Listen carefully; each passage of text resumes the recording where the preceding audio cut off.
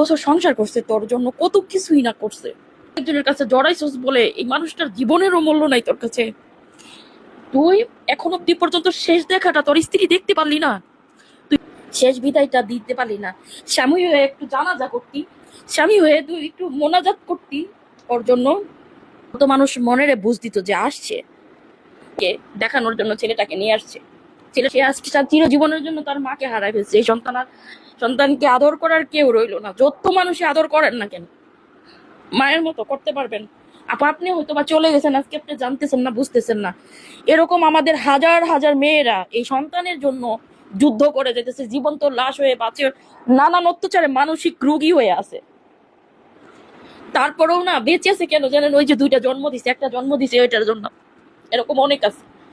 তো আপনিও থাকতেন না একটু কষ্ট করে, তার সন্তানের জন্য থাকতে পারতেন। আমি কেন যেন আজকে আর খারাপ লাগলো যে এই মানে উনি তো আসতে পারতো, মানে আসলোই না, শেষবারের মতো একটু দেখলো না, একটু দাফন করলো না। এটা আমার ভীষণ ভীষণ ইয়েতে লাগলো। আল্লাহর কাছে বলি, এই যে রোজা রমজানের রহমতের মাস, এইসব নির্দয় নিষ্ঠুর মানুষগুলোর যেন কঠিন বিচার হয় আল্লাহর কাছে। এই জালেমগুলোর সুখ যেন আল্লাহ কেড়ে নেয়। তুই আসলি না, এই অবুঝ সন্তান মা হারাইছে, তোর তুই কতটা জালেম হইলে তুই মাকে লুকায় রাখছো, সন্তানকে লুকায় রাখছে। শেষবারের মতো মায়ের চেহারাটা এই বাচ্চাটাকে দেখতে দিস নাই। অনেক কিছুর পরে আজকে এই লাস্ট মুভমেন্টে বাচ্চাটাকে আনতে, ওরা অনেক রিকোয়েস্ট করে অনেক কিছু করে এই বাচ্চাটাকে আনছে মাকে দেখানোর জন্য।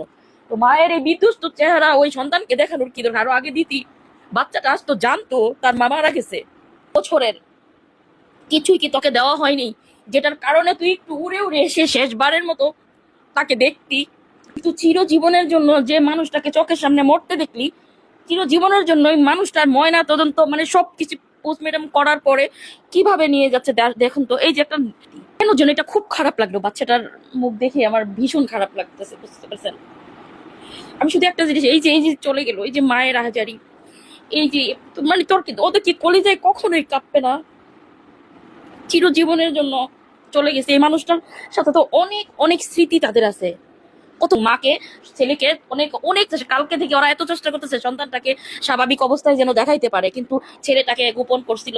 এখন অনেক কিছু রিকোয়েস্ট হয়তো বা ওর দেবর এখন আইনে এই যে মাটাকে দেখানোর জন্য ছেলেটাকে নিয়ে আসছে। মানে এটা কেমন সম্পর্ক আমাকে বলেন? এক বউটাকে একটা বারের জন্য তুই দেখলি না? এরকম শুনেন, আজকে সেই মেয়েটা মরে গেছে, আমরা আফসোস করতেছি, মিডিয়াতে আসছে দেখতেছি। এরকম আমাদের জীবনে অনেক ঘটনা আছে, অনেক মেয়েদের, অনেক মানুষের, অনেক ছেলেদের, যে এরকম কঠিন পরিস্থিতিতেও ফিরেও তাকায় না। কঠিন পরিস্থিতিতেও সে অন্যত্র সুখ খুঁজতে ব্যস্ত হয়েছে। এই যে মা আসতে পারতো, যাই তোর অপরাধী না হলে গা ঢাকা দিলি কেন? তোর অপরাধী না হইলে এখন অব্দি পর্যন্ত তুই বাংলাদেশে উপস্থিত হইলি না কেন? 14 শিশু ধর্ষণ হচ্ছে এই নরপিশাচ পুরুষদের জন্য।